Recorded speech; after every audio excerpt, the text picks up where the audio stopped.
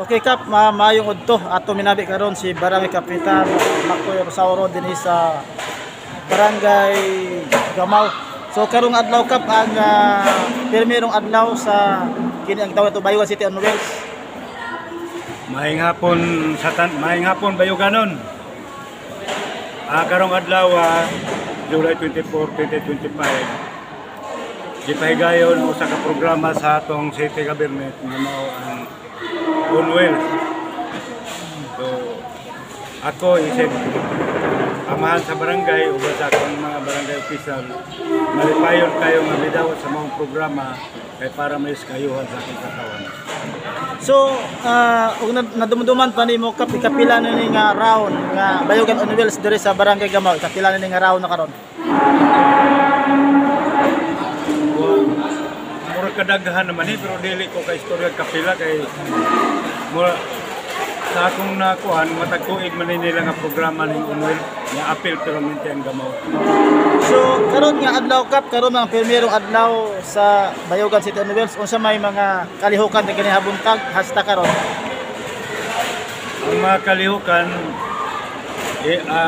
importante kaayo kay ang tanan ahensya sa lokal ug nasyonal ninigid sa akong barangay para paghatag og mga kahibalo o information sa akong katawhan kung doon na ba sila mga tuyo, mga katuyuan aron mapasayon ang ilang kung asa sila mo adtong nga ahensya. So kabahin po human sa mga speaker nag-open forum po sila daghang po mga katawhan ako nga nangutana.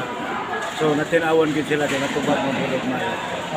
So og mga adlaw Kap, ikaduhang adlaw na sa Bayugan City on Wheels. So isa po yung mga bisita ni Kap nga gikan sa city nga mga dinapit.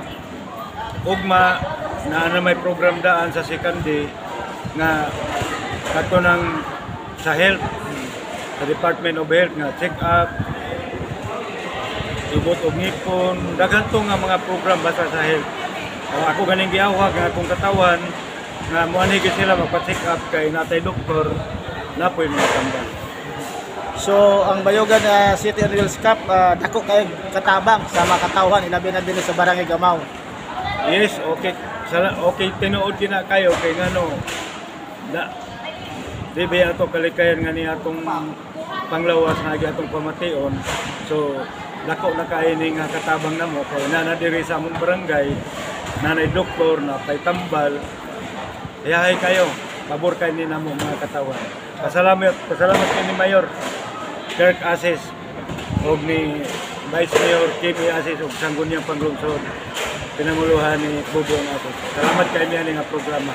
Nadiin ang tanang katawan ako nakabil. Ako lang gani, nakalawa sila o bugas, nagubad pa. Nagdala silang kaugalingon na yung panimalay. So karon nga sa imo nga termino rong Kap, unsa may mga kakulangon dinhi sa Barangay Gamaw nga imong ginatutukan karon nga mga panahon na? Sa pagkakaroon ang ako na may akong farm to market road nga panahuman pero ningon naman si Mayor nga daw tong gahinan o kani kung akong barangay team nasyon dako-dako sa nga trabaho unon. Di na kayo kay tungod sa tabang sa atong city government ang akong mga farm to market road hapit naman human-human. So kumusta to Kap ato makisunan nga mga mag-uuma karon labi na dinhi sa Gamaw, kumusta man sila?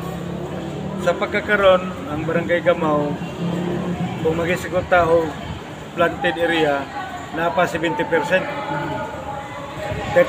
ana wala pa tungod kay ang niya scheduling ang ilang pamagi.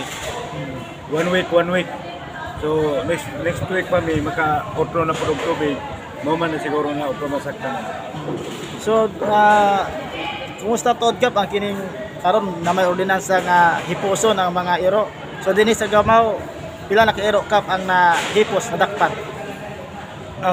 Gaina kini atong katawhan gud na may balaod kanunay na to gipanahibalo. Di man sila maminaw na sampulan gid gaina to do na gyud mga upak 5 ka iro nadakpan. Na matay ordinansa nga bayaran nila kay 1,000.